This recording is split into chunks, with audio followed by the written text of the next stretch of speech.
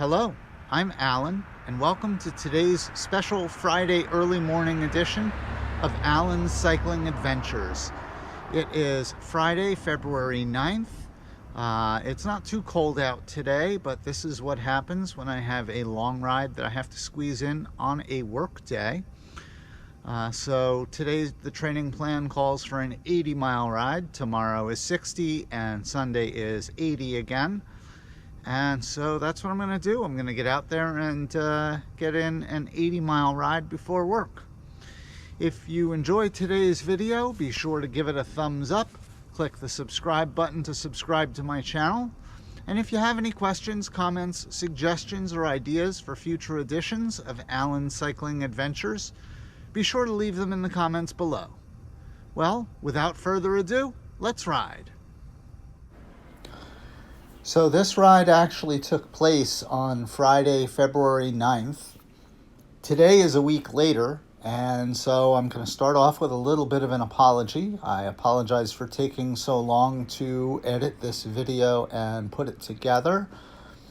Not just because it means that you went a week without a video, but more importantly, there were probably some reflections and thoughts that I had a week ago that I wanted to share in the voiceover and have since forgotten what those thoughts were, and so they will not be a part of today's video.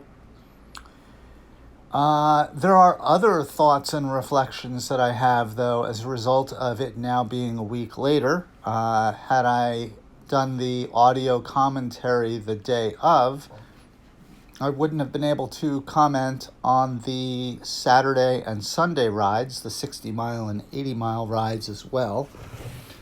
I'll talk more about those a little bit later. I do want to talk about this ride first. First and foremost, it was dark that morning. That is certainly a challenge of starting out at 4:30 in the morning. I also had some issues with my lighting that didn't completely surface on this ride, but they did on the following day's ride. I just recently bought a new headlight. This, I think, may have been my first ride with the new headlight. And I bought it in part based on its brightness and in part based on its battery life. The light I remembered seeing on the back of the package that it had a 22-hour battery life in day flash mode. And I thought, that's perfect. I'll never run out of battery with that light. What I didn't remember on the occasion of this ride was how long its battery life was in some of the steady modes instead of flash mode. In the brightest steady mode, it only has a battery life of an hour and a half, and in its second brightest, it only has a battery life of 3 hours. And I have since discovered that its third brightest, which is 6 hours, which would give me enough battery life, is not bright enough when I'm out in the countryside. So as you probably noticed, I did start this ride out in day flash mode, but once I got out of town and into the country where there weren't as many street lights, like you can see right here where there are none, the day flash mode was disorienting and did not enable me to see what was coming up in terms of the road itself. And so I did switch it to its brightest steady mode. And towards the end of the ride, once it got brighter, I think I may have switched it back to day flash mode. I did have enough battery life for this ride, but the next day I started out in the steady bright mode and was starting to panic as I was on low battery and wondering if I was going to have enough battery life to make it until the sun came up. By Sunday, I had figured out a strategy that worked. I put it on the steady medium brightness And as soon as it was bright enough out to see where I was going, I switched it to day flash mode, which is the longest battery life. And that seemed to work, and that will continue to be my strategy for any early morning rides like this one. But it was certainly a little worrying on Saturday whether I was going to have a headlight before the sun came up. Anyway, as I said, this ride was on Friday, February 9th. At 4:27 a.m. was the time that I rolled out of my driveway. The weather was cloudy and 36 degrees Fahrenheit with a feels like temperature of 34.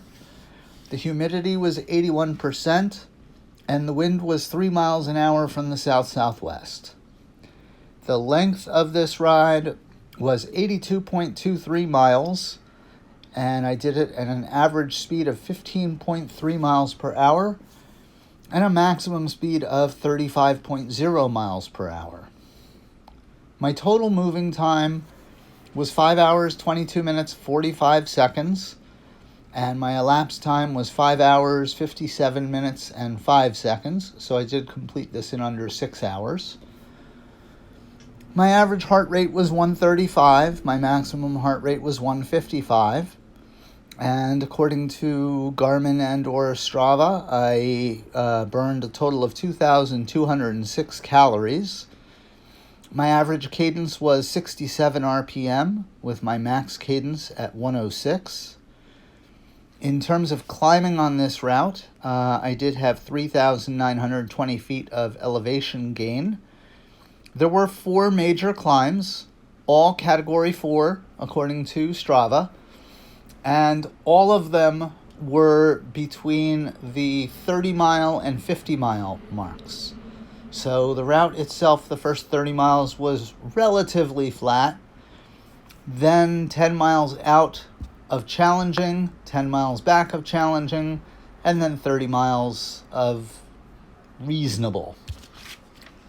In terms of those major climbs, the first one was 0.77 miles in length with an elevation gain of 194 feet and an average gradient of 4%.